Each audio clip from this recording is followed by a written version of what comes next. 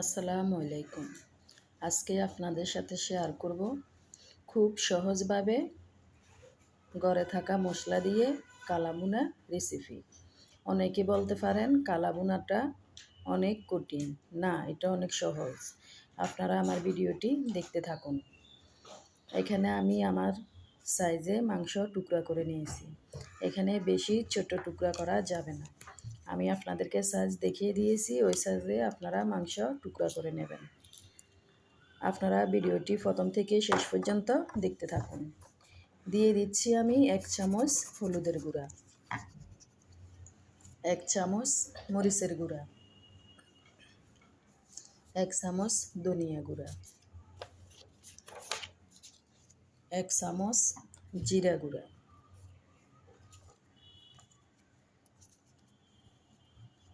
1 চামচ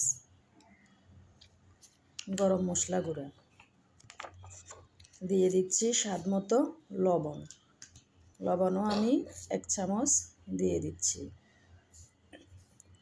এখন দিয়ে দেব আমি 1 চামচের থেকে একটু বেশি আদা বাটা, 1 চামচের থেকে একটু বেশি রসুন বাটা,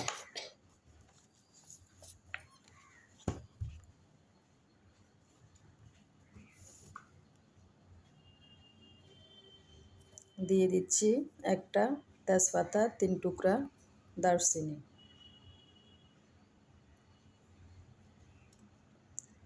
5-6টা লবঙ্গ,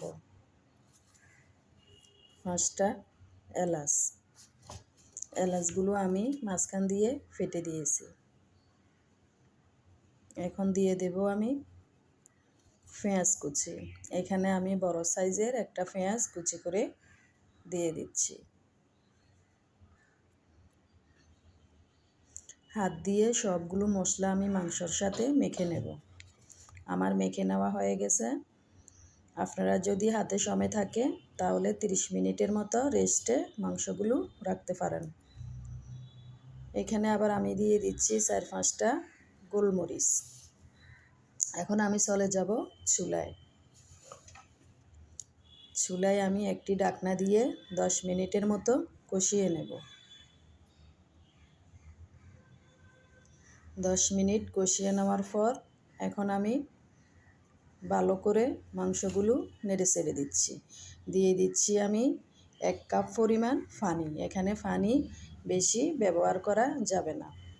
সিদ্ধ করার জন্য আমি এখানে 1 কাপ পরিমাণ পানি দিয়ে দিয়েছি। আপনারা যদি আমার রান্নাটা ফলো করেন তাহলে অবশ্যই আপনারা খুব সহজভাবে কালাভুনা রান্না করে নিতে পারবেন। কালাভুনা এমন একটা কঠিন কাজ না। আমি ঢাকনা দিয়ে রান্না করে নেব। ফিরে এসেছি আমি 25 মিনিট পর। দেখুন আমি যে পানি দিয়েছি পানি শুকিয়ে গেছে, মাংসর কালারটা চেঞ্জ হচ্ছে। আমি মাংসগুলো ভালো করে নেড়ে চেড়ে দিয়েছি। এখন আমি দিয়ে দেব আমার হাতে বানানো গরম মশলা। মশলাটা আমি বানিয়েছি, আমার হাতে বানানো মশলা আমি দিয়ে দিচ্ছি 1 চামচ পরিমাণ।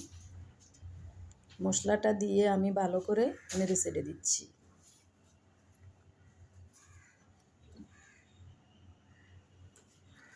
আপনাদেরকে আমি কালাভুনাটা একদম সহজভাবে দেখিয়ে দিচ্ছি।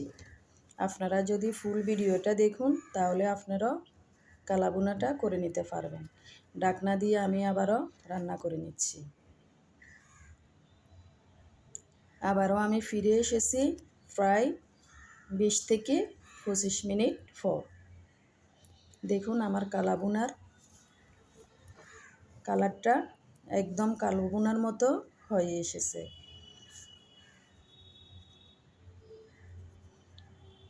মাংস টুকরা থাকবে। এখন আমি বাগার দেওয়ার জন্য চলে গিয়েছি চুলায়। চুলায় একটি কড়াই বসিয়ে দিয়েছি, দিয়ে দিয়েছি রসুন, পেঁয়াজ কুচি, 2টা শুকনা মরিচ। ব্রাউন কালার চলে আসছে। এখন আমি দিয়ে দেব কালো বোনা। মাংসগুলো আমি বাগারের মধ্যে দিয়ে দিয়েছি। এখন আমি ভালো করে নেড়ে চেড়ে দিচ্ছি। দেখুন অনেক সুন্দর হয়েছে আমার মাংস। আমার মাংসর টুকরো একটাও ভাঙেনি, সবগুলো মাংসর টুকরা গোটা গোটা আছে। আপনারা যদি আমার ভিডিওটা দেখে রান্না করেন, খুব সহজে আপনারা কালো ভুনা করে নিতে পারবেন। কালো ভুনা এমন কোনো কঠিন না যে কেউ পারবে না। আপনাদেরকে আমি খুব সহজভাবে দেখিয়ে দিয়েছি। ভিডিওটি আপনারা না টেনে পুরো ভিডিওটি দেখলে অবশ্যই আপনারা কালো ভুনা বাসায় বানিয়ে নিতে পারবেন। আপনারা যারা আমার চ্যানেলটি সাবস্ক্রাইব করেন নাই, সাবস্ক্রাইব করে দিয়ে আমার পাশে থাকবেন। আর আপনাদের কাছে আমার কালো ভুনাটি কেমন লাগছে আমাকে কমেন্টে জানিয়ে দেবেন। আপনারা সবাই কেমন আছেন অবশ্যই আমাকে জানাবেন। আমি কিন্তু ভালো নেই, আমি অসুস্থ, আমার গলাটা বসে গেছে। আল্লাহ হাফিজ।